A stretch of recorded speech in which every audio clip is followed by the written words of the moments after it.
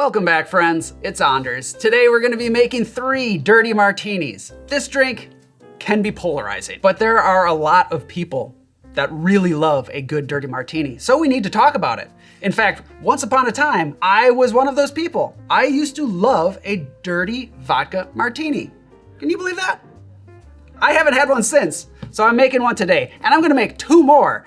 What I think of as the original dirty martini, maybe, and then a fresh take on the dirty martini by yours truly. So 3 recipes, 1 video, 1 presenter, and hours of fun wrapped up into a short video. By the way, this video is sponsored by Fiverr.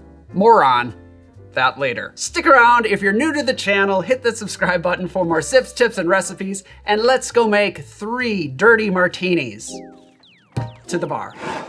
Today's video is brought to you by Fiverr. Fiverr is an online marketplace that gives you access to top-tier freelance talent. And that covers all kinds of digital services like website development, video editing, music, social media marketing, branding, logos. I mean, all kinds of stuff, everything. Everything digitally speaking is, there's gonna be a freelancer out there that can do the job better than you if you have no idea how to do it. And now, Fiverr has a freelancer consultation service, which makes finding the right person even easier. That's the nice segue into what I have to tell you. Recently, I worked with a designer to see if I could make my website a little bit more user-friendly for the mobile device, the phone. I had an idea of what I wanted, but I didn't know how to execute this, so I went onto Fiverr and it was super simple. First of all, there's a user rating system. It's the 5-star system. And so I looked at the top rated designers and I was able to look over their portfolios. And I found a person whose portfolio kind of matched what I was looking for. So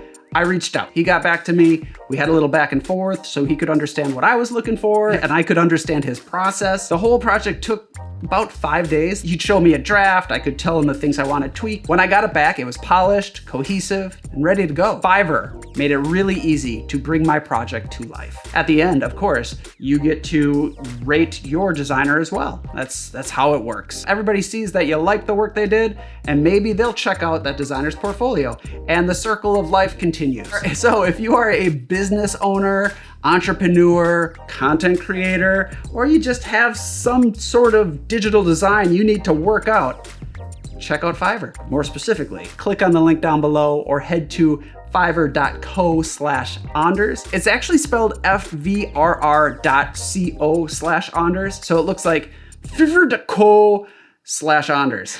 And when you go, use promo code Anders to get 10% off your first project. Not bad. Not bad at all. Thank you, Fiverr. On to the film. Here we go. We've got 3 dirty martinis to make, so let's start this off with the Dirty Vodka Martini. This is for those people who really love olive brine in their cocktail. This is simply just vodka and olive brine. There is no vermouth at all. And now you might be thinking, why are you making this if the vodka martini isn't even really a martini at all? And that's because the vodka martini is its own thing. And so is the dirty martini. It's established itself as a phenomenon. I'm not comparing this to a classic martini at all. If you want to do that, then watch our classic martini video. This is nothing like a classic martini. And what it does is it really emphasizes that salty flavor of the olives. So when people would come into the bar and order a dirty vodka martini, this is what I'd make for them. I would leave the vermouth out because in most cases, what they're looking for is just a boozy version of olive juice. This is also the first version of the dirty martini that I was introduced to as a youngin'. I've had this many times, and now we're gonna revisit it. So, shall we? Into the shaking tin, we're gonna start with vodka.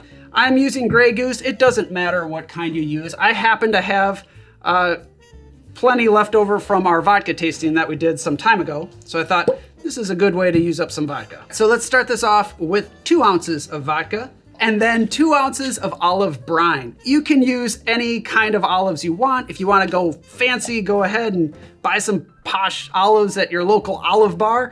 But I'm using pimento stuffed Spanish olives that you find at any grocery store and behind your local bar.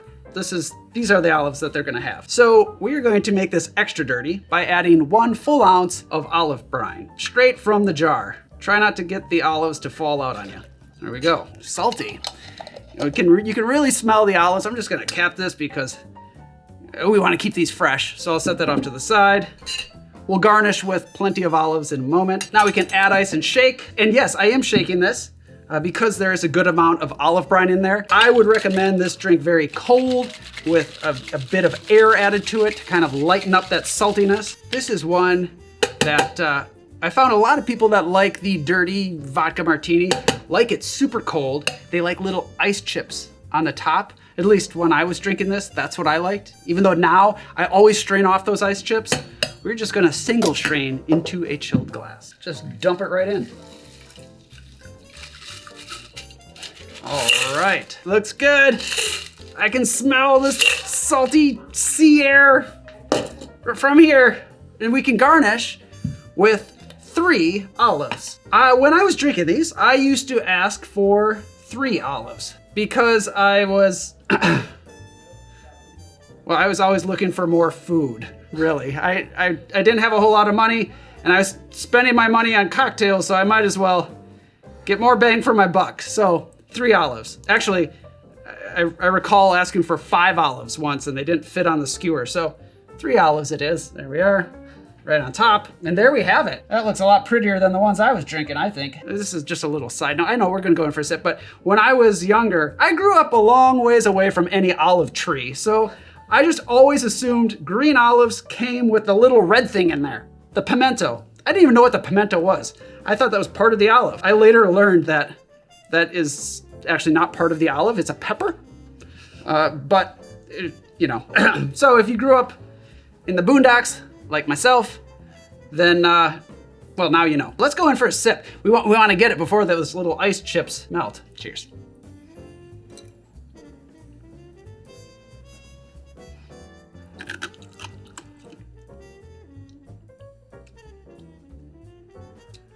Ooh, that takes me back. That's really salty. Really briny. If you like that, you're gonna love this. It's not bad, actually. The vodka helps tone down the saltiness. I'm reaching here. You know, give it a shot, see what you think. If you are a big salt fiend, you might absolutely love this. And yes, you can make this with gin too. I'm gonna take another sip because it's here. And we've got a couple more cocktails to make that I don't wanna forget how yummy this one is. Oz, would you care to try that? Yes. Whoa, oh my God. Oz loves it, for the record. I discovered craft classic cocktails after this phase of my life. For the record, I was drinking just about anything you'd put in front of me. But I'm not here to poo-poo this cocktail. There's nothing wrong with it, right? Okay, I've had enough. On to the second one. Set it off to the side. We can always revisit it if we want to. So here on out, we're gonna be stirring our cocktails. So I'm going to go back in time. This is going to be a gin-based Dirty Martini. If we look at the history of the Dirty Martini, the name Dirty Martini became popular in the 1980s. However, according to David Wondrich, the first version of an olive brine martini was created in 1901 by somebody named John O'Connor. I believe what it was were like 2 olives muddled in a mixing glass with a splash of olive brine and then a standard martini built on top of it. So that's what I'm gonna do here. We're gonna try it, see how it is. This is as close to the OG recipe that I can get to, as far as I know. We're gonna start by dropping in 2 olives. Here's a thought. I don't know what kind of olives they were eating back in the day. Don't know if they had pimento in them or not. I could take this out. I'm gonna leave it in. If this is a faux pas, I have no idea. And we need some of the brine. So I'm just gonna do a little splash, little bar spoon. Right in there, drop that in. Now I'm gonna build a standard martini on top of this. I don't know John O'Connor, I don't know what his specs were, but I'm gonna make the specs that I like. 1.5 ounces of gin. I'm using Plymouth gin, which is kind of savory. It's got some nice botanicals. And then 3/4 ounce of dry vermouth. And I don't know how this is gonna go in this cocktail, but I do like 1 or 2 dashes of orange bitters in my martini. So let's see. Let's see if this is any good. I actually haven't tried this. So, oh no. I forgot to you're supposed to muddle the olives first. Yeah. You're supposed to muddle the olives first because it's easier. They're not gonna but bear with, this is fine. Yeah, pretend I did this before I added all the liquid. Yeah, actually this worked just fine. You just give them a good smash and then you're good. It does not look appetizing at all. Who knows? Might be the most delicious thing we've ever had. Let's add ice and stir. So this is obviously much closer to a classic martini than what we had earlier, but it still has kind of taken in a different direction. Right now I'm contemplating whether or not I should be double straining this because there might be bits of olive in there, but I don't think I'm going to because it's a dirty martini and that's acceptable. I'm overthinking it. There we go. That should be good. All right. I'm gonna put it in this glass because it's kind of shaped like an olive. Let's, I don't want too many olive bits in there. Here we go. Oh, getting a little bit, yep, little bits of olive. If you want, you could double strain this if you don't want those in there, but they'll sink to the bottom. Garnish, how about an olive? Just do one olive here, not that one. I want a pretty one. Set it right on the side there. There we go. The dirty martini before dirty martinis were even dirty martinis. Cheers to John O'Connor.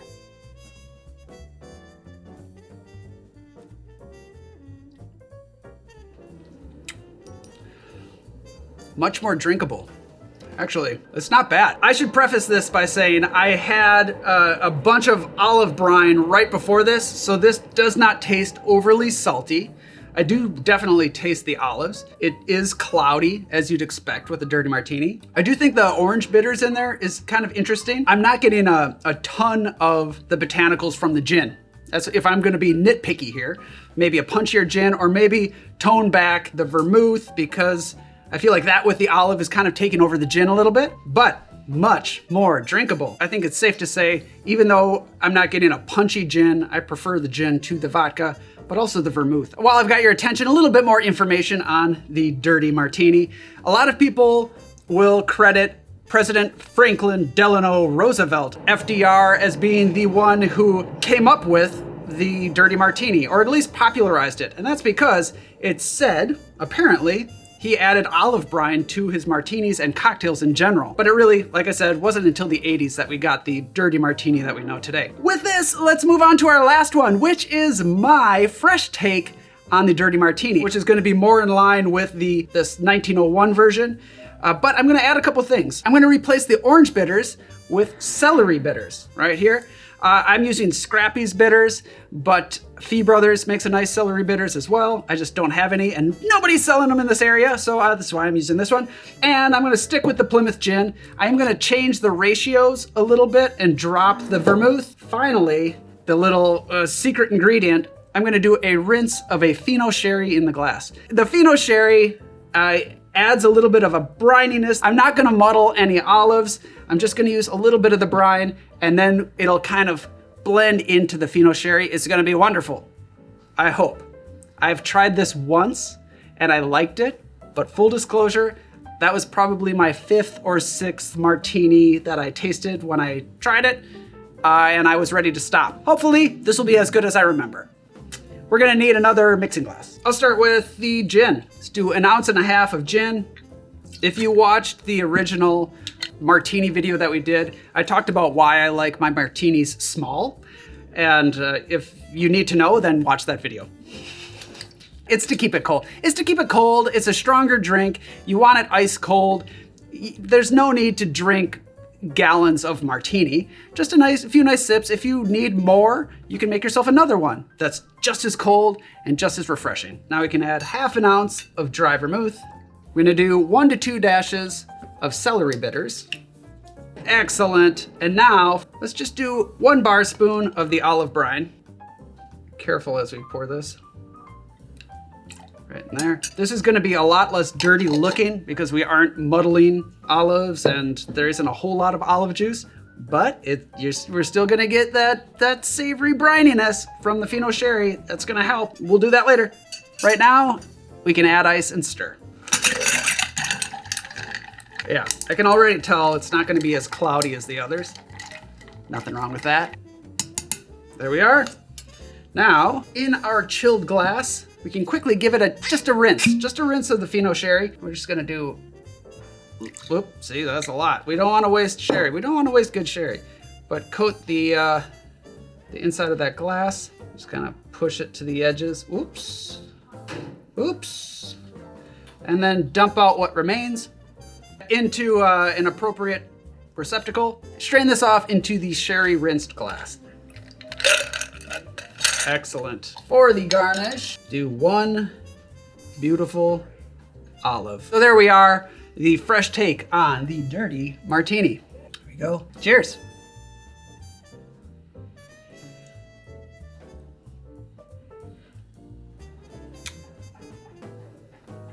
Not too bad. I do think it's good. I think this cocktail has lots of layers. It definitely has a briny, savory element to it, but it's not coming all from the olives. In fact, it's not an overly olive flavored cocktail. I get just as much sherry, and the celery bitters in there is a nice savory element, almost reminiscent. This is a long shot, but kind of like a Bloody Mary, because you have that celery salt in there. That's what I'm reminded of. I do think if you are a big fan of olive brine, then you might want to go towards one of the others, because this actually isn't an in-your-face olive flavor. But you do get that same savory, salty, briny feel from the cocktail, but it's very interesting. Layers, that's the word that comes up with this cocktail. Layers. And I definitely taste the gin. I get the botanicals of the gin more in this one than I did in the previous. Oz, would you care to try this one? Oh yeah, I get the celery. Right? Yeah. Yeah, it's kind of fun. And I gotta say, it's also fun to use something like celery bitters, because I do a lot with classic cocktails. I definitely rely on Angostura, Peychaud's, orange bitters. Those are the big main three that I use more than any others. So anytime I can incorporate something a little bit different, it's a lot of fun. And there are a gazillion kinds of bitters out there. So what do we think? What do we think, huh? Of all of these, which one excites you the most? Is it the vodka dirt bomb? Is it the original muddled olive? I don't know what I'm calling these.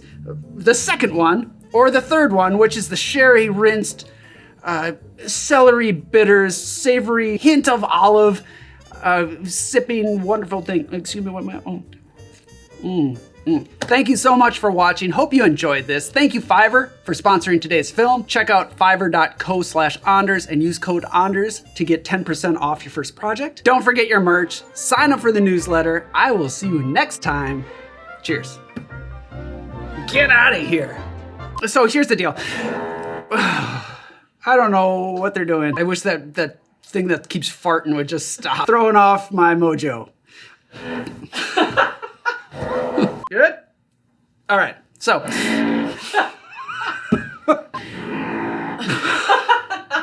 Is that outside or is that my stomach? There's a better word than things here. I'm going to go out there. Busy day here in Chicago.